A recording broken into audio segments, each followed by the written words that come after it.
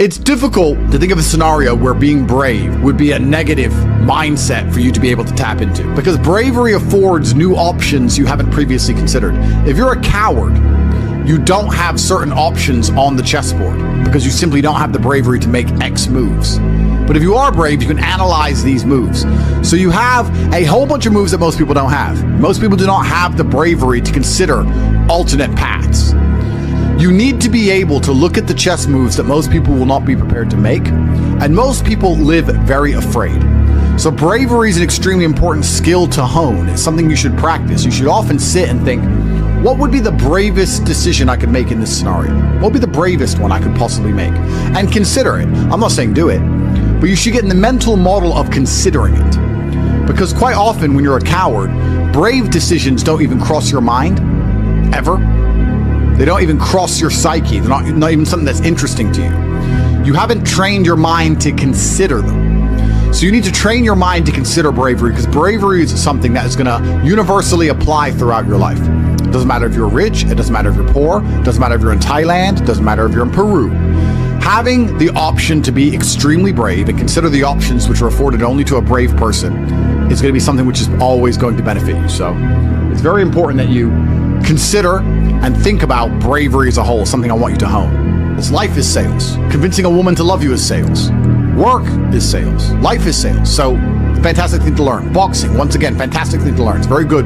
Your body and mind are connected. You cannot have a strong mind without having a strong body. Fantastic. Who should you be before you become rich?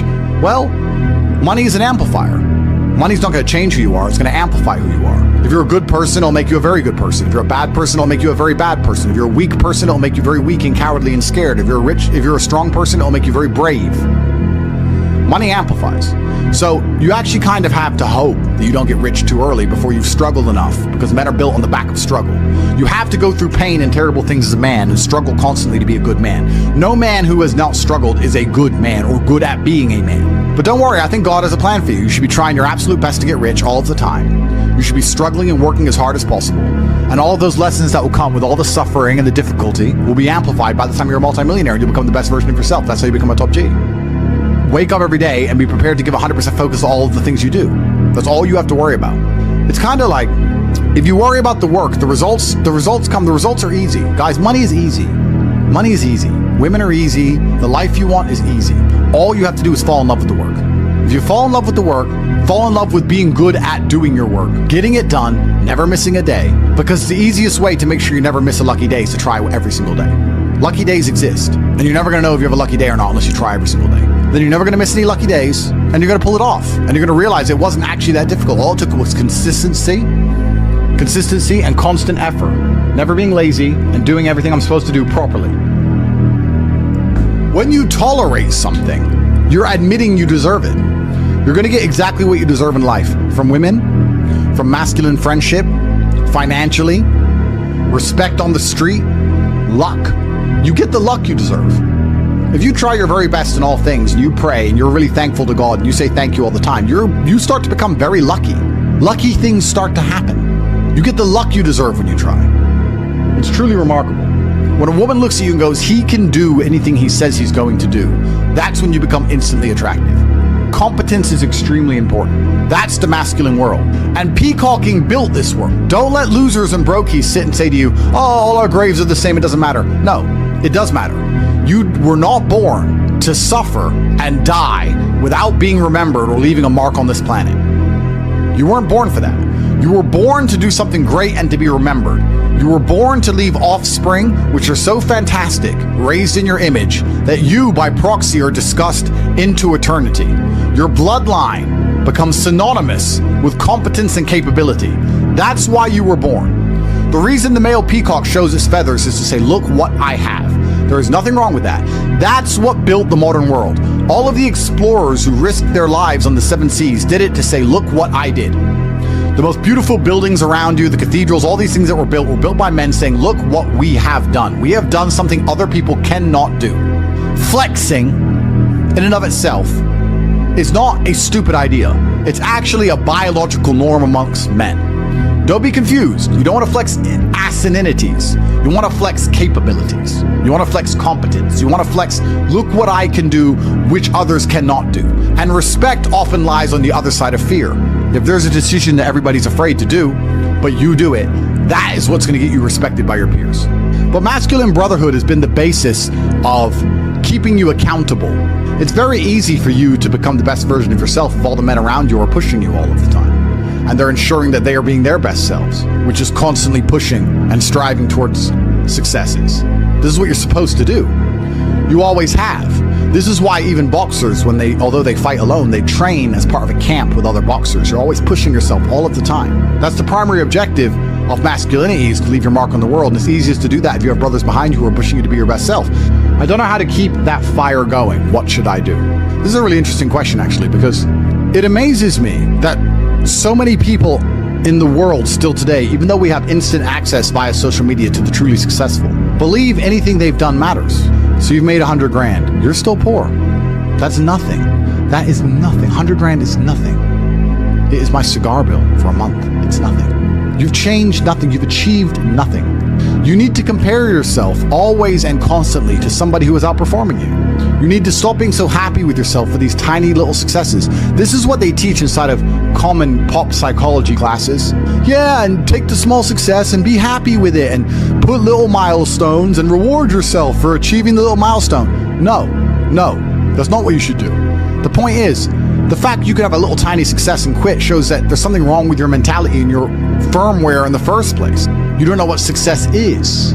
I don't consider myself successful. So how can you consider yourself successful enough to not work? All I do is work. I work 7 days a week, 18 hours a day, every single day, never missed a day, headache or not, ever. So I don't understand this mindset. And you see a lot of people do it, right? They'll say, oh yeah, I had a really great week and I made some money and now I'm in Costa Rica. You're never going to win that way.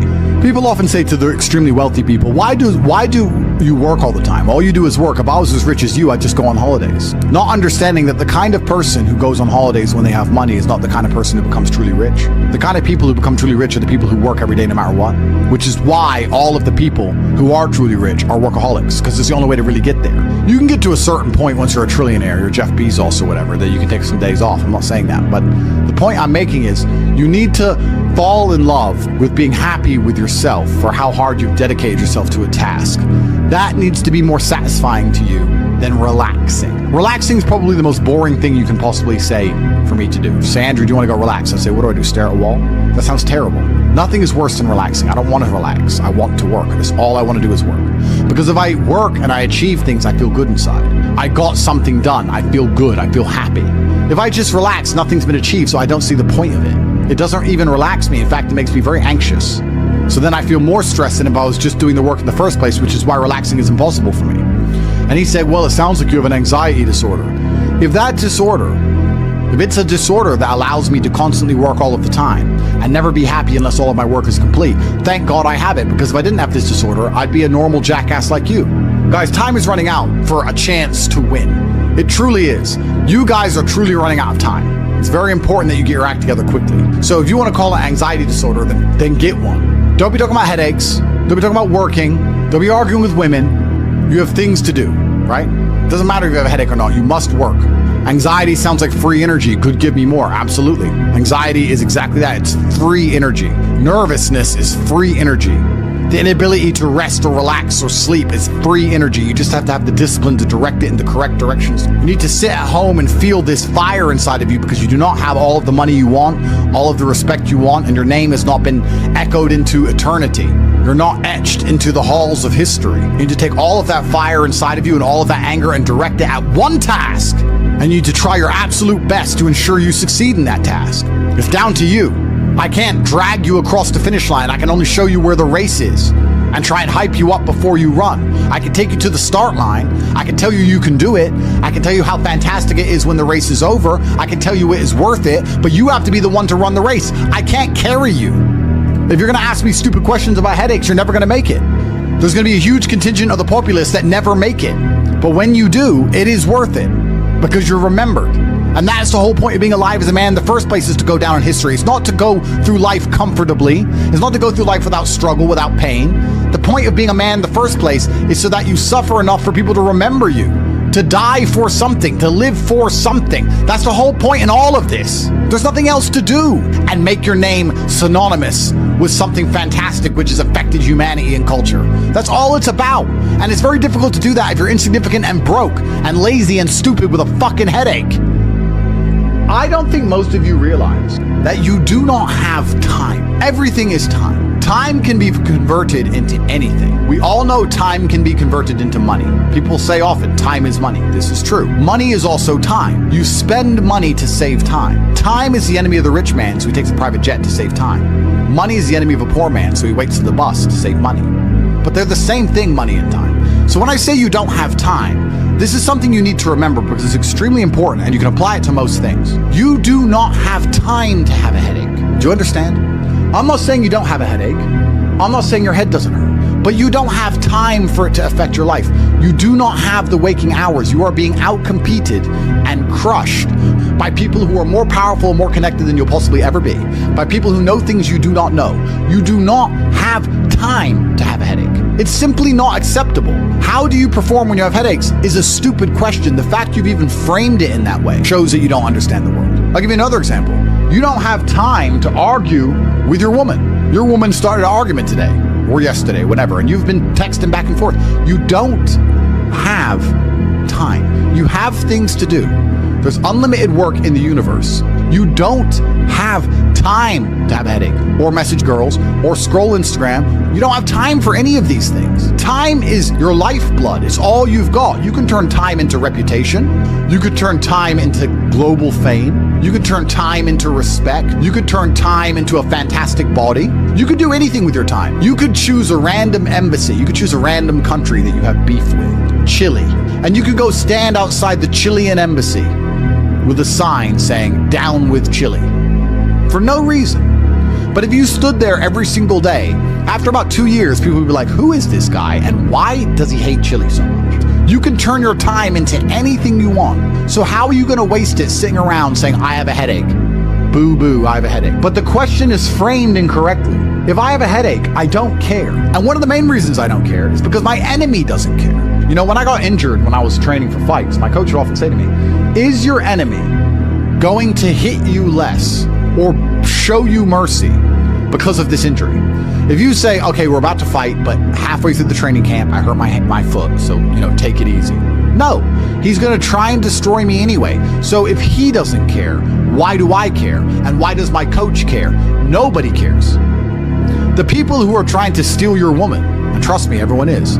The people who are trying to take the money that you want to earn and put it in their pocket before you can. The people who want to have large and gorgeous feathers on their peacock to show the world all the amazing things they've done. They don't care that you have a headache. So why do you care? You need to reprogram your mind. You don't have time to have a headache. You don't have time to be doing the majority of things you do. And there's always been and always will be, and we could talk about that again. We were talking earlier about competence, right? Do you think a woman sees you as competent if you complain about having a headache? Let's say you have a headache. It's fine. You have a headache. I'm not disputing that. Maybe it really hurts. That's terrible. If you go, oh, I've got such a bad headache, do you think a woman looks at you and goes, yes, oh, I found the guy for me? She may not say anything. She may say, oh, do you want a pill? But really, deep down, this guy's a dickhead. I mean, if you got hit in the head with a hammer or shot in the face, fine. But why do you have a headache? From what? Scrolling TikTok. A lot of you deserve the failure you endure. The universe is very giving. I often believe, people say the world's not fair. I'd argue that karmic retributions, and in the long run, all in all, is pretty fair.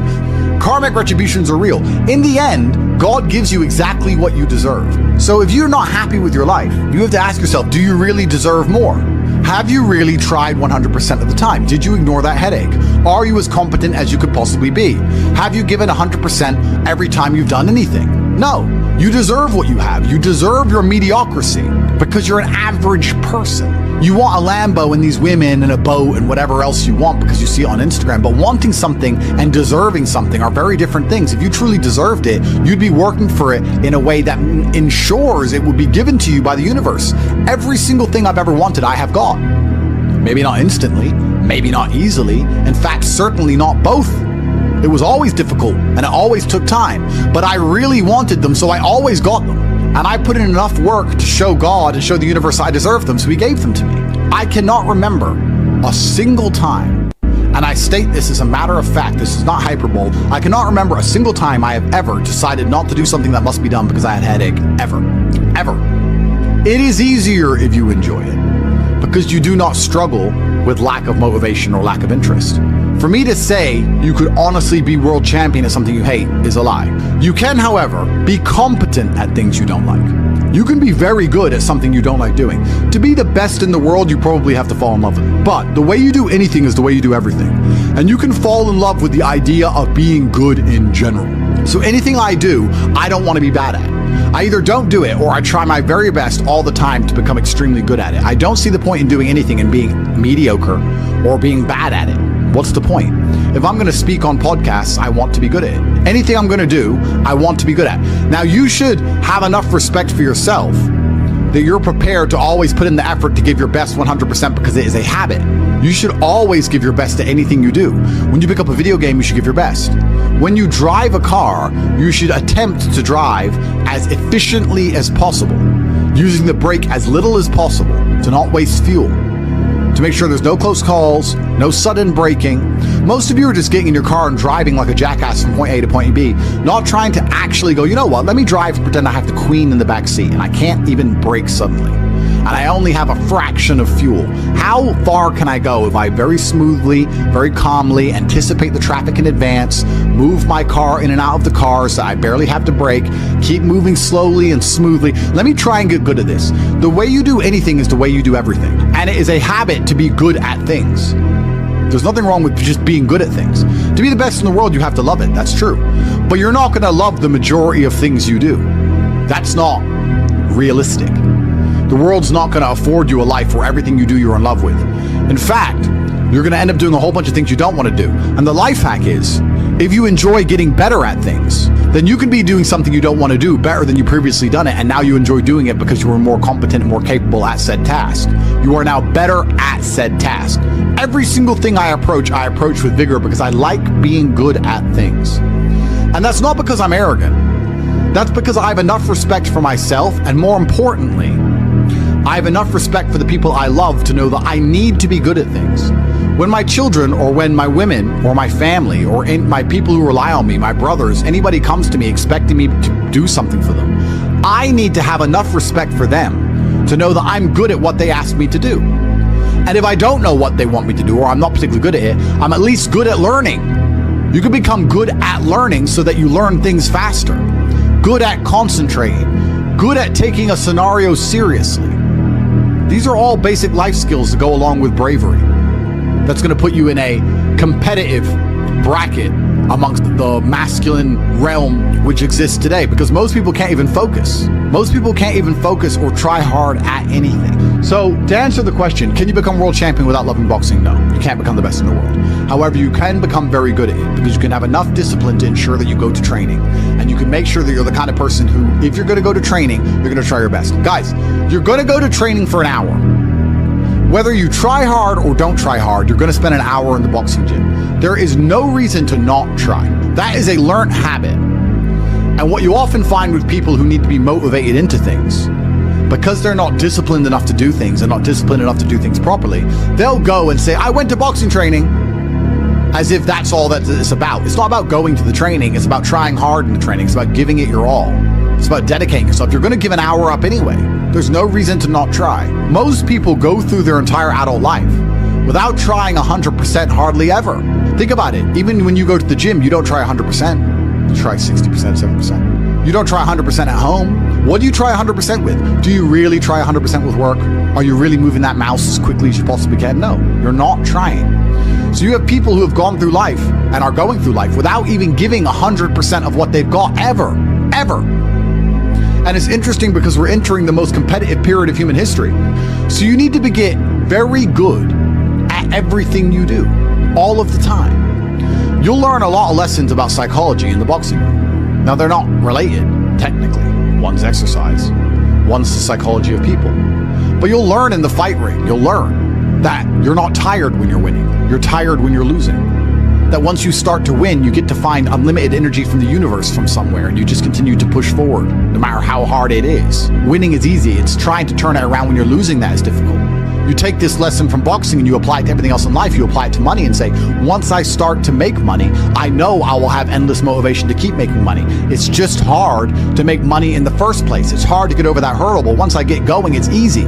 It's a positive reinforcement loop. It's a spiral upwards into infinity. It's a tornado that takes you to the promised land. So to have that unique psychological conclusion, that unique psychological input, you had to become good at boxing. So it's very important that you're good at everything you do, all of the time. Don't do it if you're not going to try. But you don't want people to learn bad habits. But it's a bad habit to coast. It's a bad habit to spend time and waste it.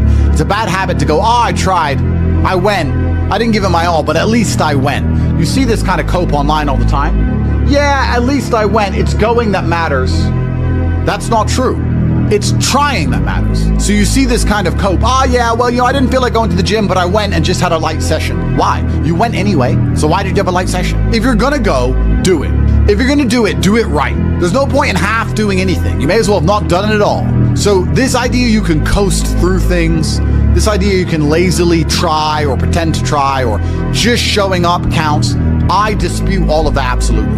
You give 100% of your heart, soul, and vigor to anything you do, and it becomes a habit so that it's all you know how to do.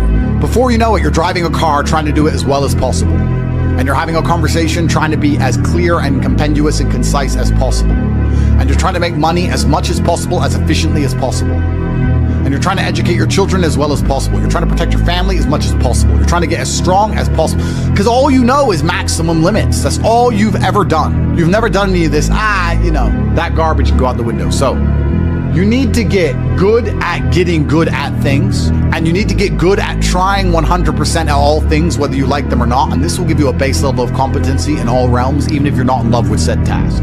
Success is like being pregnant.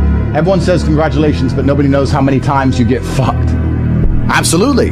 But that's the beauty of success, right? Because all the times you get fucked teach you the lessons you need to be successful in the first place. You would never be successful without getting screwed over. And also, you wouldn't be happy with your success without getting screwed over. The reason you appreciate that woman who's so good to you, who you trust with all your heart, who's loyal to you, is because that other woman cheated on you. If you had never seen a terrible, narcissistic, cheating woman, you wouldn't appreciate a good, kind-hearted one. There is no light without dark. So it's very important that you go through these bad things, one, to learn lessons, but two, to learn gratitude and appreciation for things once you have them. It's extremely important. Every time something bad happens to you, you need to say thank you to God. Thank you, God, for giving me this difficult time, for me to learn lessons, and for me to have more appreciation for my fantastic life in the future. That's how you should approach life. And especially success is exactly the same way. The lessons you'll learn failing along the way will ensure that when you get to the top, you can keep it.